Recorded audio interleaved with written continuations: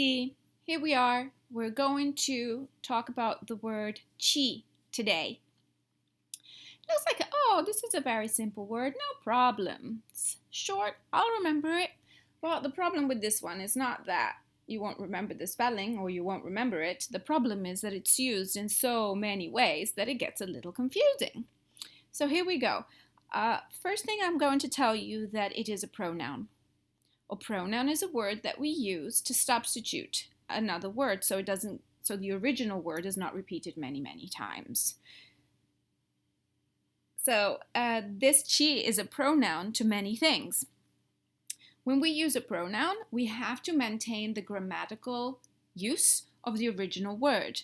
And it sounds very complicated, but you actually do that in English all the time. So I'll try to break it down for you. One example of chi that you have already seen is the use of chi as a direct object pronoun. Those are the ones that when you have a word that can answer the question who or what and you want to remove that word and put a pronoun, you'll pick from this list. This is my general sheet. This is not the specific one for chi.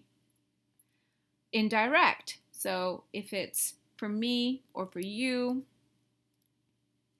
So for example, lei compra il libro per noi, lei ci compra il libro, right? It can also be a reflexive. You've seen it here too. Noi ci rilassiamo, noi ci telefoniamo, also reciprocal. Just a quick reminder, where do pronouns go and where does this pronoun go? This one follows the general rule for pronouns. So it goes before the verb. Very simple. You remove the word, which is often after the verb, and you will put ci, in this case, in front of the verb. La mamma ci pensa. However, sometimes you have a sentence with an infinitive.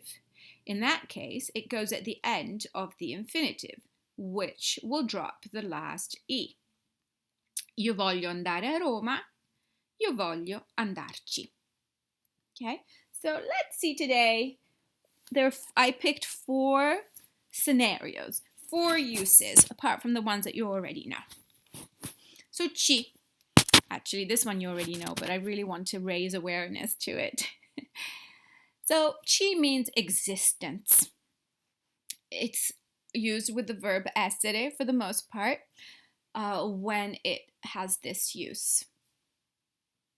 C'è, ci sono. There is, there are. This is used with third person singular or third person plural.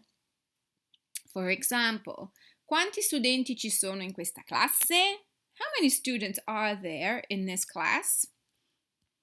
Ci sono 28 studenti in questa classe. Or, I could say, nel mio giardino ci sono I fiori. There are flowers, they exist, they're there. Ci sono I fiori. Here come the flowers to remind you. Existence. So this is one that you have already used several times, but you just picked it up as a set form. Now you know what was happening. Then the pronoun chi is associated with locations. That's why my front cover for this presentation was the word chi in front of a view of Florence. That was to give you a visual cue, the fact that it's associated to places. So places are usually connected to prepositions such as a, in, su, or da. Da also means from, but in this case, I mean it when we use da, like by somebody's place. Io vado dal dottore. For example, noi andiamo a Roma. Noi ci andiamo. So as you can see, I removed the word a Roma. So even the preposition goes away. A Roma was after the verb. Once you choose to use the preposition, you will move the pronoun. You'll move the pronoun in front. Noi ci andiamo. Loro vanno al mercato. Loro ci vanno. So here comes Florence to remind you locations. Okay, so we have existence and places. When we don't want to repeat the name of the place, we can get rid of it. We will also remove the preposition and we'll put ci to simplify the sentence. Two more uses. So ci is often associated to the preposition a. Va bene? So sometimes we have sentences where we have a verb, which we'll conjugate, and then we'll have a plus the infinitive. For example, andare or venire, to go or to come, to do something, with the purpose of doing something. So this is not a location anymore, even if you have the preposition a, but that can be eliminated too if you repeated it many times. And in that case, you'll use ci. For example, io vado a mangiare. Oh, sorry. Vai a mangiare? No, oggi non ci vado. Oggi non ci vado. So it's not a location, but it's I go to do something. Va bene? So here too I removed a and the infinitive. I put ci in front of the verb because there's no infinitive here. Next and last use for today. There are many more, but I think that if you could master these ones, then that's really all you need. For now, at least. So the other one, there are many expressions that want ci. Ci vuole, ci metto, but I picked these two. They are somewhat associated to each other. So they have to do with thinking. Credere a, to believe someone or something. Per esempio, tu credi a Babbo Natale? Do you believe in Santa? Sì, io ci credo. Ci credo, to believe. Or the other one is to think. Pensare a. So to think about someone or something.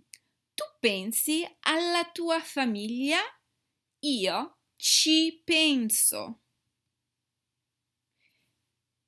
Io ci penso. So just a quick reminder, the original preposition goes away. You have noticed this, right? So a mangiare, even the a went away. A Babbo Natale. So they get substituted with ci. It means all of that already. Va bene? So it's not so bad. Just in addition, if you have already reviewed ne, I just want to remind you that ci and ne can go together. And as you know, ne does have an issue with agreement. So a quick reminder that when you're dealing with ci, you have no issues with agreements. Va bene? So when you have ci and ne together, which can happen in one sentence, and you want to substitute them both, it looks like this. Ce ne. You can't say ne c'è. It has to be ce ne. Va bene? Allora, quanti studenti ci sono in classe? Ce ne sono 24. So this is only pertinent if you already know ne. I hope this was helpful. Spero che questo vi sia stato utile. And have a good day. Buona giornata.